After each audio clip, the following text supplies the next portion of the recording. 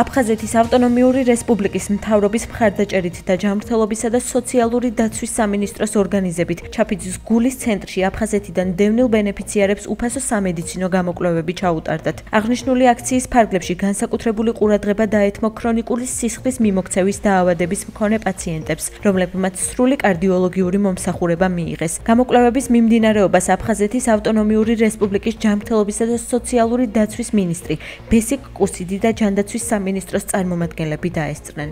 აფხაზეთის ჯანდაცვის სამინისტროში მოქმედი პროგრამები მაქსიმალურად არის მორგებული დევნილი მოსახლეობის საჭიროებებზე. ჩვენ ასზე მეტ სამედიცინო მომსახურებას ვაფინანსებთ.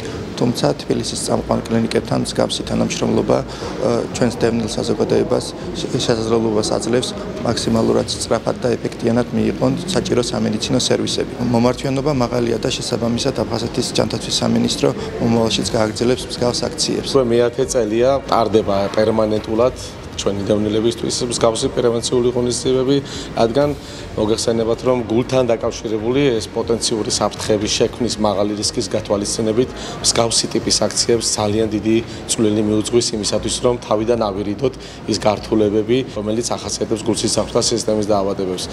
ყველა ის სტანდარტული კვლევა ჩაუტარდათ კარდიოლოგიური მიმართულებით, ელექტროკარდიოგრაფიული, ეხოსკოპიური და ლაბორატორიული კვლევები და ყველა პაციენტს მიეცა სათანადო რეკომენდაცია და დანიშნულებები. მხარული ვარ, რომ ასეთი აქცია ტარდება, როგორც კი გავიგე, ეგრევე ჩავეწერე და მოვედი. დამაკვალიანეს, დამაიმედეს, მსგავსი ღონისძიებები ჩვენთვის მართლა ძალიან მისასალმებელია და მადლობელი ვარ ამ ზრუნვისთვის.